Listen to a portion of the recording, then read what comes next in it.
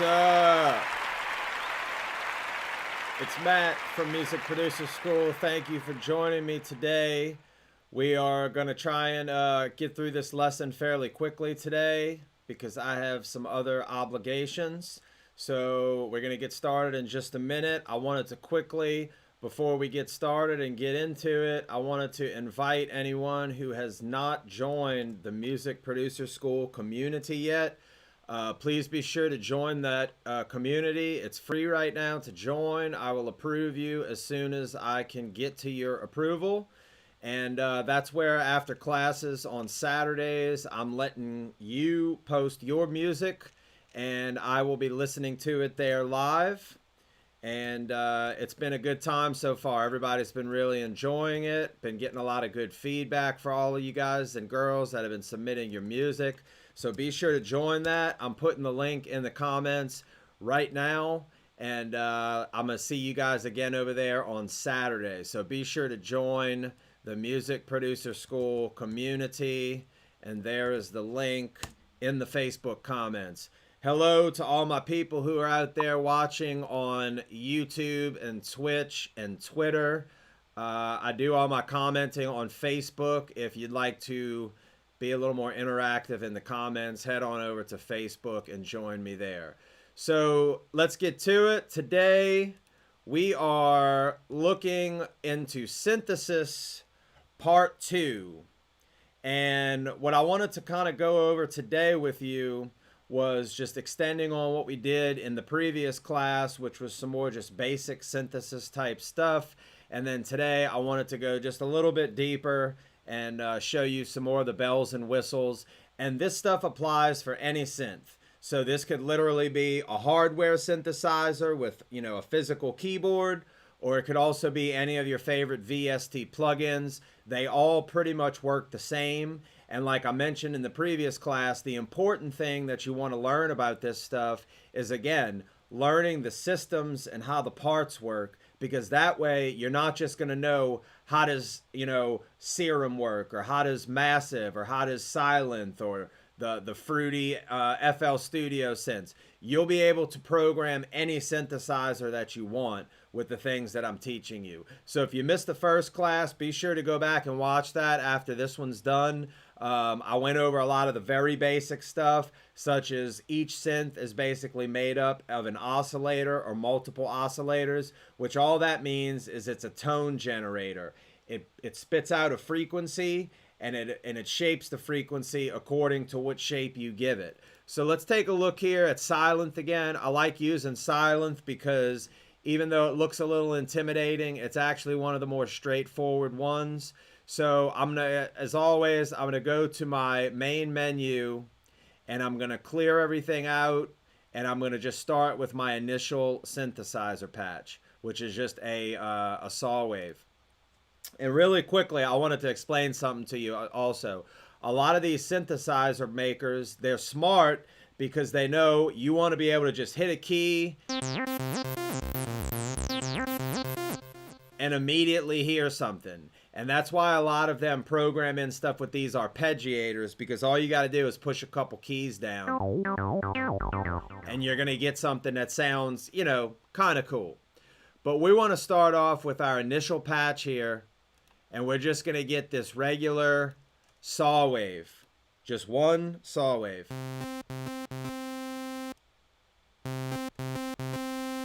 And just to briefly overview again, I was explaining, you know, for this one, you have oscillator A1, oscillator A2. So you have to be sure to add a voice for each oscillator that you want. So now I have 2 oscillators going on here. I have, let's do this one with a pulse. So if I bring the volume down on oscillator 1, we'll just hear the pulse. And then when I start mixing them, I can change the phase, which is the relationship between the 2 different waves. That'll make it sound different as well.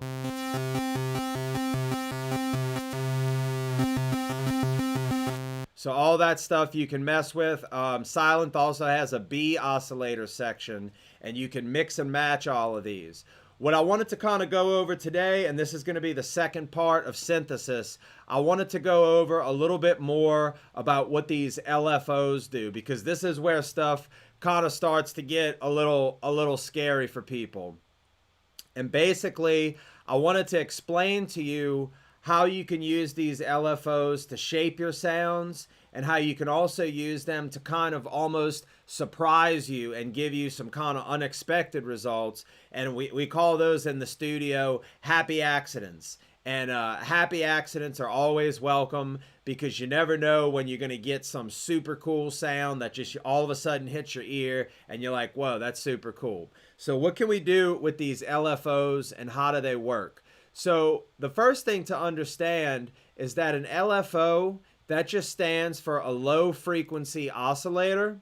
And basically all that is it's, you can think of it as another type of tone, but instead of it actually producing a wave that you're going to hear, the shape of the wave is actually what you're using in order to affect the original sound that you're using. Okay, so let me do this very crudely. I don't have my pen on me today, but if we're using a saw wave, right? So this is basically more or less a saw wave, right? And then let me just kind of draw our axis here, our x-axis. So this is the top of the wave, and this is the bottom of our saw wave, right? So what these LFOs do, it's called a low frequency oscillator because it actually works using lower frequencies at first, but you can increase them higher. But what that's going to do is, let's say I wanted to use a low pass filter, right? And I'm just going to kind of draw this in. This is my, let me see if I can use a different color to represent this. So let's say I wanted to use a low pass filter. So I have my saw wave here, but I want to actually kind of chop off with the low pass some of those higher frequencies. Now this is not actually what it does, but it kind of looks like a low pass in Ableton. So I figured I'd kind of show you that. So let me show you here, like with an auto filter, to give you a better visual example here. So here, if I use this auto filter down here, and I'm using it as a low pass, right? So I have my high frequencies, and I'm actually taking the high frequencies out of the sound.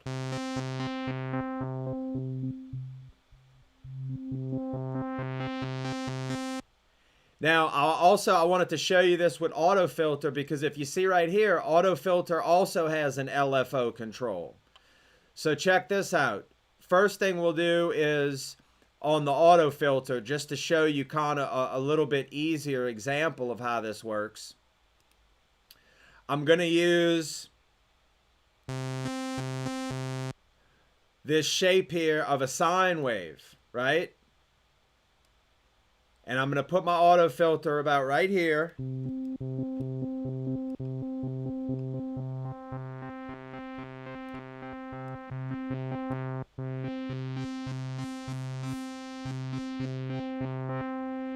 Now I have this envelope which affects the filter frequency, and then this rate right here. So think of the rate as for the sine wave. If I have a smaller rate, meaning the frequency is lower here. So you see here, we're almost at 0 hertz.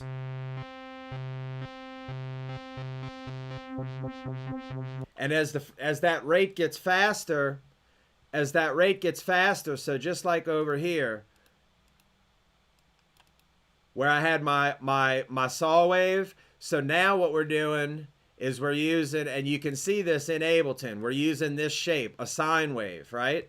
So now I'm using this sine wave shape,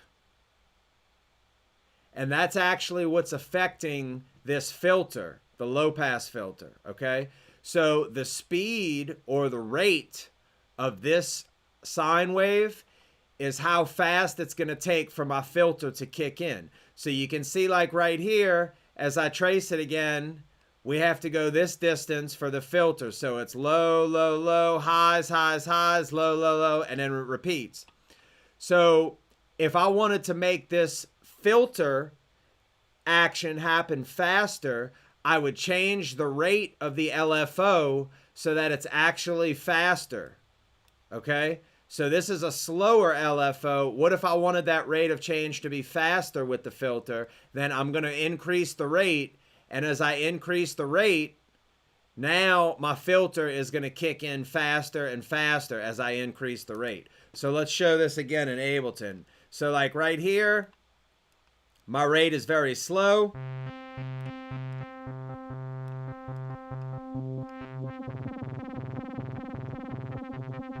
And you see how that works as I increase the rate? Now it's also changing the phase, because I have the phase is by default at 180 degrees, which means it's going to flip the waves. So that's why you hear a little bit of that side to side action. So let me put this on 0.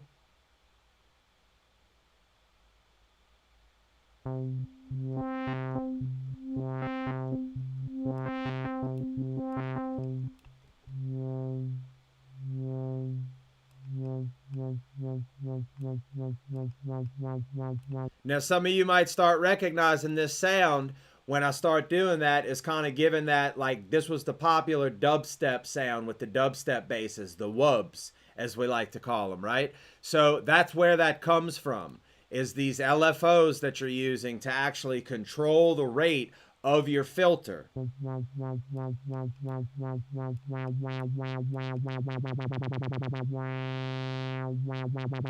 Now you can also do this in time with your track, which is a cool feature. So if I have my metronome going, and right now it's on a 16th note. So remember, 16ths are counted 1 E and a, 2 E and a, 3 E and a, 4 E and a. So if I do it with my metronome,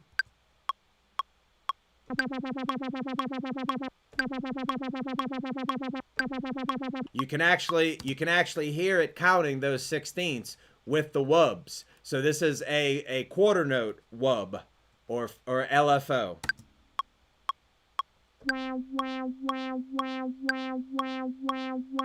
So this is an important concept, because what if you're doing a track, let's say like an electronic track, and you want your filter to act like this, but you want it to be in time and pump with the track? Well, this is how you do that. So let's move on now. Let's get rid of this filter down here. So that's kind of more of a visual example of how that works with the filters and the LFOs. So let's go into silent here. We're back to our regular saw wave, right? So now that we know what these LFOs do, again, we have the choice of different wave types. So I'm going to do the same thing, a sine wave, and then I want to assign it to a filter again. Now, that's the thing. You can assign these LFOs, and I'm not going to go over all of them right now, but you can assign these LFOs to almost anything. So what I was doing with auto filter was I was actually assigning it to a filter to create a low pass. So let's do this cutoff A for my filter, right? So this is where my filter A is, right here, okay? So I want to do a low pass filter, the same as we just did before. That's my cutoff. So now, if I turn my rate here, that's the same thing where it's doing that. You see how I can do either, if I have it regular, it's giving me a time up there. If you see LFO rate in the middle of silent, LFO1 rate, I've got eighth notes, quarter notes, same deal. So what I have to do now is I have to turn the gain up on this LFO, and that's the gain, meaning how much is the LFO going to kick in now.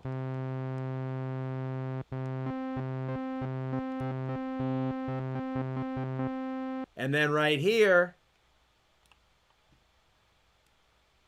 I'm going to kick it in to my destination, they call it, in silent, meaning I want to turn up the gain on this LFO this much, it's kind of like two separate kind of controls. Gain for the LFO, and then how much do I want to send that LFO to the filter. So as I start increasing this, you'll hear it kick in.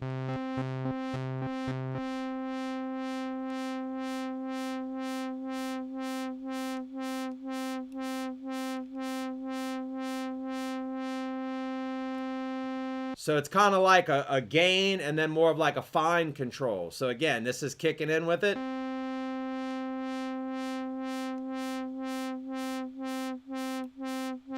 Now again, I can time it to my track, so let's do eighth notes this time.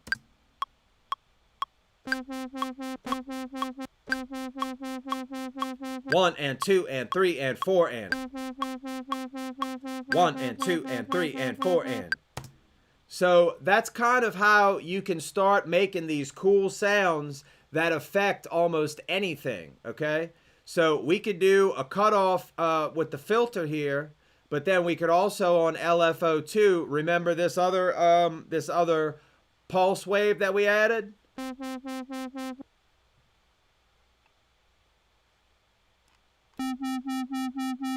That's my pulse wave, right? So let me now LFO2, I'm gonna turn the volume for B.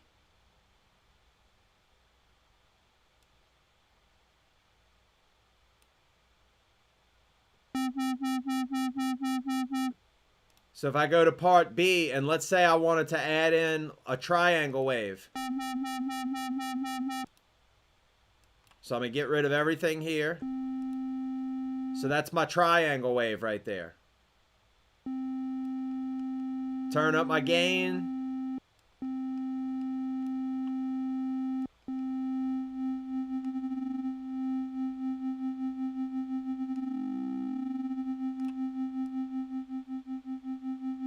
And now that's controlling the volume of this oscillator B. Volume B.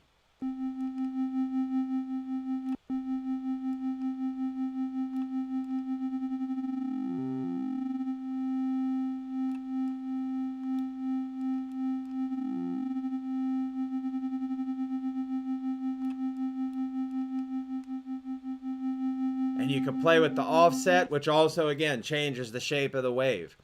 So you can do all kinds of stuff here. So like the modulation wheel, which is this wheel right over here. So if you wanted to affect stuff like pitch, you can use the pitch wheel, but you could also have a second pitch on your modulation wheel. You could also put your filters on the modulation wheel. So if you're playing along with your synth, so say you have a keyboard controller and you wanted to be able to fool with the filter with your left hand on the modulation wheel while you're playing with your right hand, you could do the filter amount.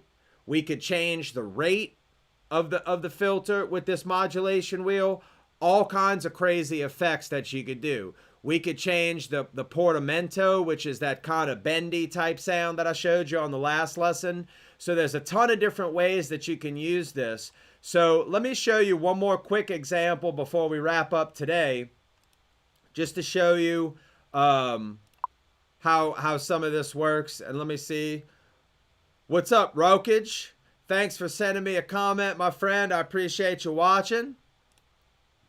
So let me see really quickly if I showed y'all.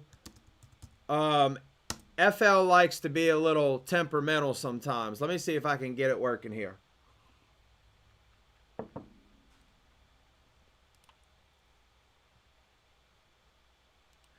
So let me try and replace this.